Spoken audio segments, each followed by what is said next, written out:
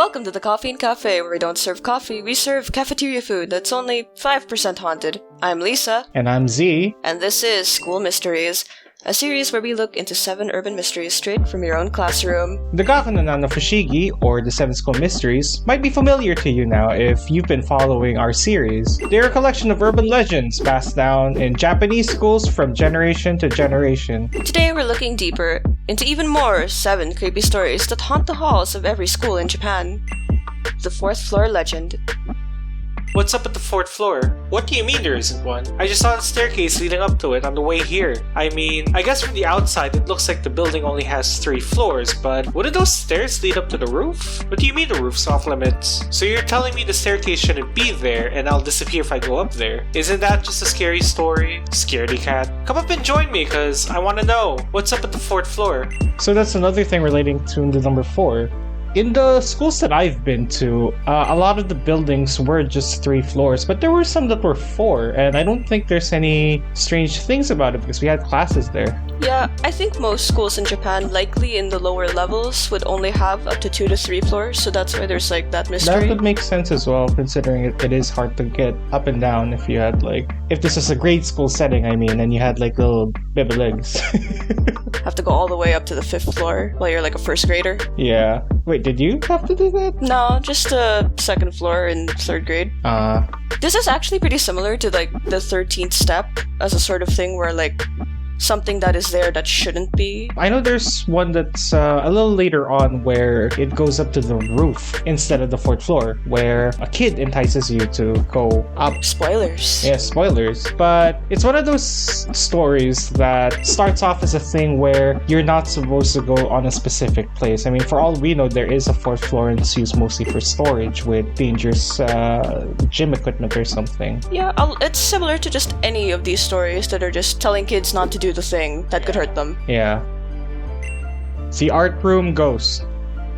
Who's that crying in the art room? I just checked and there's no one there. The only thing I saw was a clay bust of a boy, though. It's weird. It's a little damp. Is there a leak? It almost looked like there was water underneath the bust's size, like it was crying. Didn't they say that the kid who made it got into an accident after he finished making it? You think it's him inside the art room? Or maybe the bust itself is crying for its creator, because he'll probably never see him again. Tragic. I guess there's no point in asking, who's that crying in the art room? This one's funny, because there's a lot of stories similar to this, and it's essentially any painting or any statue can get pretty creepy, so it's probably cursed. Yeah, I've also heard other renditions where instead of the art room, it's a wood shop. There's a rumor in the back with an old lamp or something that an upperclassman made. It's allegedly cursed because they died or something and they failed. So you had that? Kind of, but nobody believed it because there hasn't been any recorded deaths in my old school, at least enough to justify that it was someone that could have made that. I mean, I guess if you're a kid though, you're in grade school or middle school, you'd think you wouldn't need too much proof. Objection! Yeah, you'd think that, but shop class was mostly for high schoolers. Oh, that's true. Yeah, it's not really ideal for children to be next to power tools. I don't know about you, but I've had my own experiences. I am scared. Consider this as well. Sometimes some works of art are kind of just creepy. Yeah, but there are cases where paintings or statues and all that are cursed. There are specific exhibitions around the world where they claim that the ghosts of the artists or ghosts of the people in the painting would occasionally haunt the exhibition, so it wouldn't be out of the realm of impossibilities. Yeah. The pool ghost. You better know how to swim. One kid didn't. A couple years back, there was a kid who was being bullied, and the upperclassman who made fun of him decided to throw him into the pool as a joke. However, it was all but harmless. They say his angered spirit lurks in the waters, waiting for a student to drag in. Getting away will be a struggle. They say if you manage to make it out, you'll find a red hand mark where you felt the cramp in the first place. How you get away from something like that? Well, you better know how to swim. I actually have an interesting story from this because there's another version from someone who shared their personal experience. But there's this kid who was in the swim team. No, he was going to swimming class, right? And he couldn't swim as fast as he could.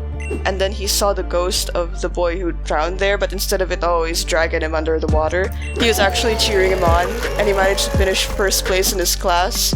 That's pretty wholesome. Right? It's rare to see wholesome ones, but for him it was a personal experience. Yeah, there's also one for us, like one of my old schools, rather one of my old communities. At the place where I grew up, there unfortunately was a kid who drowned at the local pool, which is next to our school. So technically it counted as a school mystery. And it was big news because there were some controversies with not having a lifeguard on duty. The security didn't know CPR. And it was pretty bad. That's horrifying. Yeah, but to this day, people claim that they see the ghost of the little child who would have been a little older than me at that point. Like, I was alive when this happened. So you were roughly the same age? Roughly the same age. We were just a few years apart. Again, he would have been a little older than me, but his ghost remains to be 5 to 10 years old. Like a little child. Like a little child. It's one of those things that kind of sticks with you when you go swimming there. Yeah, you can imagine that with something as common as this, you can get that there is a ghost story or a school mystery with it. Yeah. But you know what's not a mystery? How we keep all these school mysteries organized. How, you ask? Well, we used World Anvil, a site that helps all sorts of creatives in writing, organizing, and publishing rich settings with complex characters. Write, world build, and manage your stories all in one platform. We do actually use this site to organize our scripts and notes, and you too can do the same with our code KoffeineYT for 40% off your first year. And now, back to the video. The Midnight Class. Don't forget your books in school. Why? Because it's bad etiquette, of course. That, and you might be surprised to see that there's a class going on in the later hours of the evening. The Midnight Class. They say that the students and teachers who died before graduation gather in classrooms when the sun is down and no one is around to continue what they had been doing in life. If you happen to stumble into one, you'd be compelled to join them forever enrolling amongst those in the grave. To avoid going there for your first night, don't forget your books in school. This is a fairly unique story.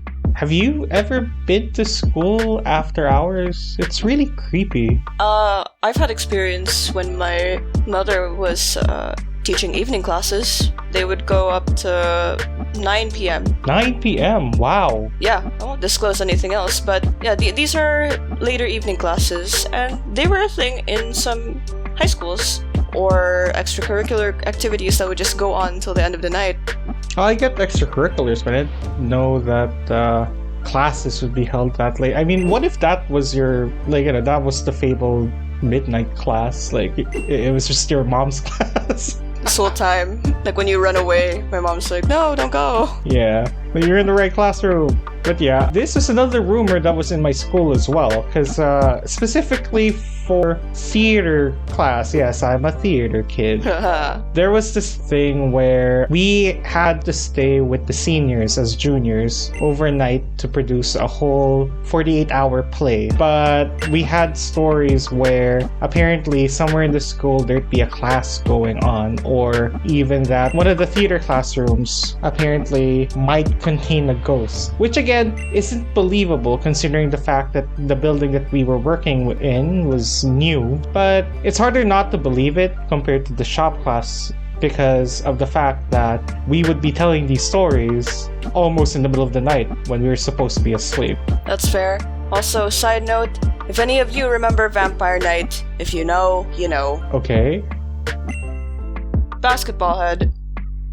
Don't go into the gymnasium. Why? There's no one in there. Ignore the dribbling sound. That's not a student, nor is it a ball. Well, a couple years back, the basketball team started bullying a newbie until one day he became unresponsive. The team tried to hide the body, but they couldn't fit him in the bag. So they chopped off his head and threw the bag somewhere in the gymnasium. However, one by one, the members went insane, eventually confessing to their crime, citing that they were haunted by the spirit of the kid who was still said to be playing basketball in the gymnasium, using only his head. So unless you want to end up like the team, don't go into the gymnasium. This is kind of a funny thing to me, just because of the absurdity of a guy playing basketball with his own head. Yeah, also, I don't know what it is with this set, But we also had a similar story like this. Same old school also had a gymnasium ghost that apparently appears playing either basketball or volleyball in the middle of the night. Again, it's hard to believe because I moved into this school around high school, and once again, the facility is new. But I mean, it's hard not to believe it because there have been instances where people have reported that they do hear stuff there, or maybe on the second floor where the weightlifting gym is, where either stuff has been moved, dumbbells have been dropped, basketballs are heard, all that. It's weird. That's weird. I wonder if there's any ghost who's trying to lift weights with his own head. Would it be heavy enough? I mean, if you have a lot in mind. I've got a lot of mind. But yeah, did something actually happen? Because this specific place where physical activity is held, it's not hard to imagine that an accident would occur. A lot of these stories tend to come from somewhere. It's not made in a vacuum. Exactly. And this is one of the places where it's a little more believable. The music room portrait. Did his eyes just move? Whose eyes? You know, the portrait of renowned 18th century German composer and musician Ludwig von Beethoven. They say that during the day he keeps a watch out for troublemakers who go into the music room, casting his gaze all over class, ever so subtly to remember their faces. And if he ever catches them after hours, they say he'll lunge out of the painting to scream at them, traumatizing them enough to do better in school. Wait, didn't you get told off for chewing gum in class earlier? And did his eyes just move? It's finally him, renowned 18th century German composer and musician Ludwig von Beethoven. Yes, indeed. It's finally renowned 18th century German composer and musician Ludwig van Beethoven. Tormenting and horrifying students all over Japan. And I mean, I get it. That one portrait of his is... It's pretty scary, yeah. Yeah, he looks so angry. He looks so angry. I get it. I get how kids would be very frightened of that picture in general, but it's kind of funny how this isn't even a Japanese guy. Yeah, it's one of those like renowned composers placed in every school, and not even just in Japan. Schools all over the place have like old classical composers placed everywhere. Any kid anywhere would be scared. Yeah, I mean, this actually isn't a unique story. From the first episode, there's the piano room ghost where a girl is playing piano, of course. Of course, we had the bus, and later on we also have a painting. But there are versions of the story where instead of the music room, again, it's the art room, and it's specifically the Mona Lisa. Yeah, they go hand in hand. The Mona Lisa one is notable because I think it's the inspiration for the Red Lady from Ib. That's true, that's true. So it's just kind of funny how... Is this just a common thing with kids where they're afraid of paintings or pictures in classrooms? I can guess so, because like in a lot of these art room and music room stories, there's always at least one variation where it's either Mona Lisa or Beethoven, no connection needed, where they just come out of the painting to do the haunting themselves. It also gets me how renowned 18th century German composer and musician Ludwig von Beethoven would come out specifically to scare delinquents, in my opinion. Yeah, he does look like someone, like specifically the painting looks like someone who would do that. Yeah. Akamanto. Red or blue? That's what the masked man will ask you if you go to the fourth stall on the fourth floor bathroom. He'll present you with 2 toilet papers corresponding with the colors, and you'll find yourself with no other option. Crap. They say if you choose blue, he'll drown you on the spot, whereas if you choose red, he'll bleed you dry. The best course of action is to just tell him, no, thank you, but you'll probably have to walk out having not wiped. If that's not your speed, however, you can always go back to the Akamanto, and he'll offer you red or blue. So the Akamanto, we've done this one before. Yeah, we've done a short on this before. We should do a long form video of this as well. Yeah, there's a lot of toilet related ghosts. There's a lot of toilet related ghosts, and this one I think is unique because it offers you toilet paper. At least he's polite about it. Polite, but then again, he does kill you, unlike the blue hand where it just kind of pops up.